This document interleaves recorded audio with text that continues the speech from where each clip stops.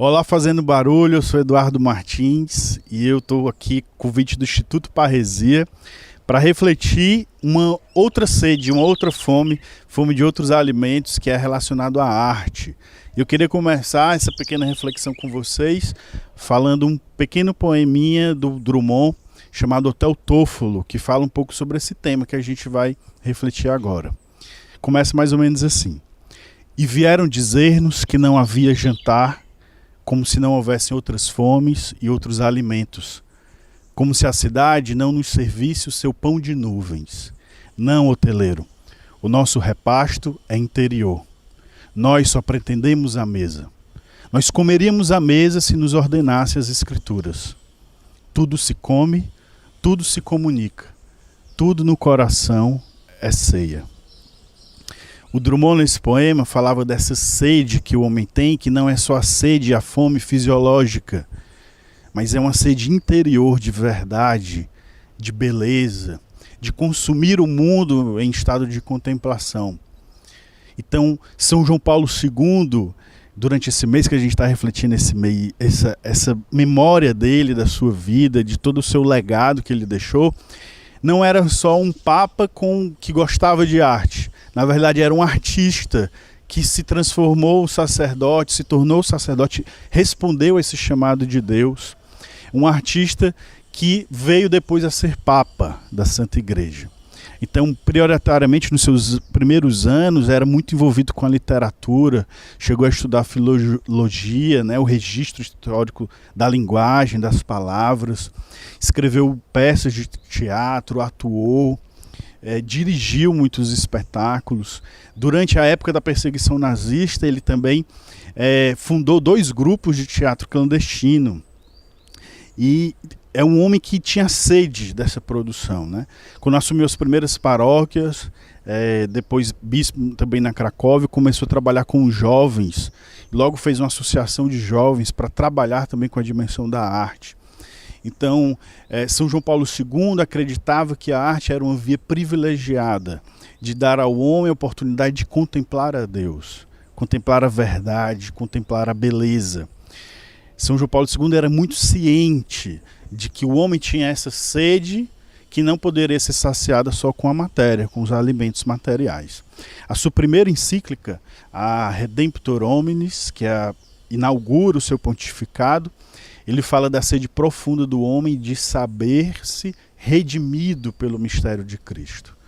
Ele acredita que esse mistério redentor, essa redenção de Cristo na cruz, é a grande chave de leitura para o homem, a grande notícia que o homem deseja encontrar e saber. E a arte como esse local. Muito interessante também, nessa encíclica, ele falava sobre os medos que o homem moderno criou. Ele começou a criar, se viu muito inteligente, inventivo, usando de grande sabedoria e perspicácia, mas de alguma forma essa obra que ele construiu voltou-se contra ele. Uma analogia que a gente pode fazer muito clara é da obra de Mary Shelley, uma obra inglesa chamada Frankenstein. Todo mundo conhece essa história, talvez já tenha visto o filme.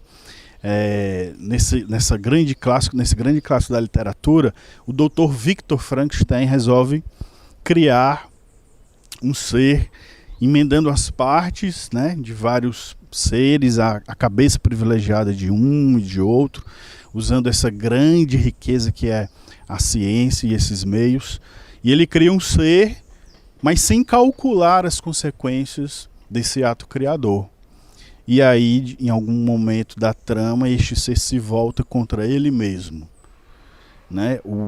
A encíclica Redemptor Hominis, São João Paulo II, fala muito claro disso, que o homem tem medo e se tornou refém da sua própria criação, daquilo que ele criou e não soube como orientar, ele não refletiu as questões morais relacionadas a essa criação. E hoje ele tenta fugir disso. Então o homem se encontra um pouco refém disso. E a arte, para São João Paulo II, existe para evitar que o homem caia no desespero diante de tudo aquilo que hoje ele enxerga.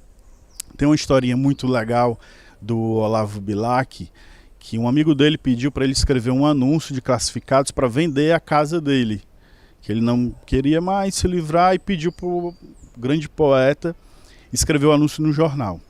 E aí, em vez dele colocar, olha, tantos metros quadrados, tantos quartos, é isso que a gente vai vender, não. Ele começou a escrever um poema dentro do classificado. E aí ele falava da paisagem da casa, dos pássaros cantando ao amanhecer, né, de todo aquele clima de luz, de paz que a casa transmitia. No dia seguinte, o Olavo foi pegar o jornal para ver o anúncio, como estava, e não estava mais lá o anúncio, né? Ele falou, pô, acho que vendeu a casa, graças a Deus. Aí foi procurar um amigo dele que tinha pedido o anúncio, e aí conseguiu vender a casa, e o amigo dele disse, rapaz, eu é que tirei o anúncio. Depois daquele texto ali eu vou ficar com a casa, né? Então o texto serviu para, a poesia serviu para ele enxergar a realidade de uma forma completamente diferente, olhando a beleza daquilo. Ele se arrepende de ter colocado a casa para vender depois que um olhar de fora, um olhar da arte, um olhar poético, consegue enxergar a realidade de uma outra forma. E aquilo, de alguma forma, reconcilia ele com a realidade crua em que ele estava inserido antes. Então, São João Paulo II, esse Papa, esse grande poeta, esse grande escritor, amante das artes, aponta esse mês para nós essa fome insaciável do homem de beleza, de verdade, de justiça, de valores. Né, a gente falou aí no programa sobre nutrir o seu corpo, né, ter um corpo forte. Então que esse mês também sirva para a gente alimentar a nossa alma, para ter uma alma forte nesse corpo forte, alimentar pela oração, pela intimidade com Deus e alimentar através da contemplação da beleza, através das artes, das pinturas, da música, da boa literatura. Então fica esse convite para você que está assistindo o programa a alimentar também essa alma, esse espírito, essa vida interior que tem sede dessa beleza, tem sede da verdade. Então um grande abraço a todo mundo. São João Paulo II, rogai por nós.